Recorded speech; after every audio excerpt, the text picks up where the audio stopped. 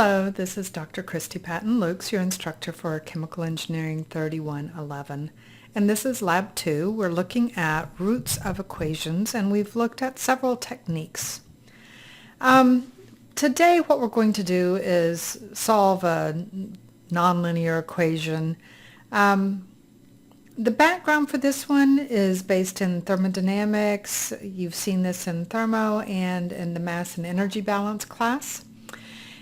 And so we know that Raoult's law can apply to describe equilibrium between a liquid and a vapor in an ideal mixture.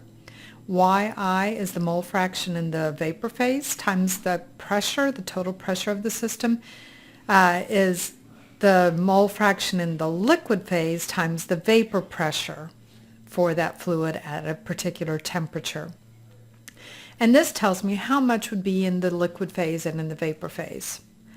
Now, the vapor pressure can be described by Antoine's equation. It's based on the Clausius-Clapeyron equation, which is a theoretical form, and then this is a variation that's used to match data.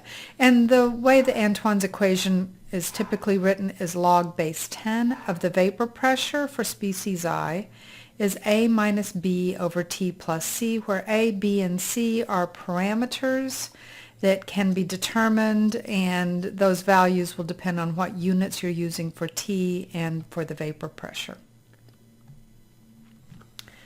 Now we want to look at a safety problem today. So we're going to consider a situation where we introduce liquid toluene into an air-filled tank that's kept at atmospheric pressure.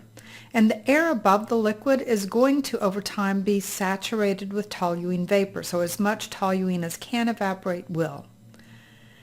We know from reading safety data sheets that the lower flammability limit of toluene in air is 1.2 mole percent. So anything that has a vapor mole fraction greater than 0.012 might flash in the presence of an ignition source.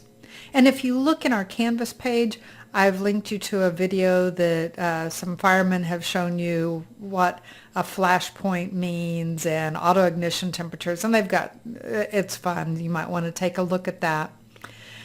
So we're going to see if we can keep the mole fraction Y in the vapor phase less than 0.012 to be a non-flammable mixture, and if it's greater than that, it would be considered flammable.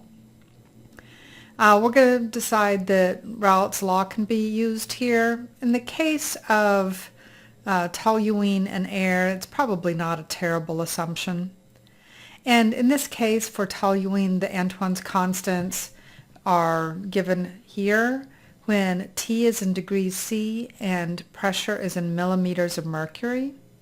This is technically only valid when the temperature is between 0 and 112 degrees C.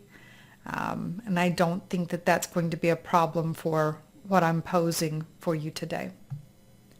So what I want you to do is find your local weather forecast and look for the barometric pressure and the temperature at the moment. Okay, so the barometric pressure will be the total pressure P, and the temperature is going to be used in the Antoine equation to get vapor pressure.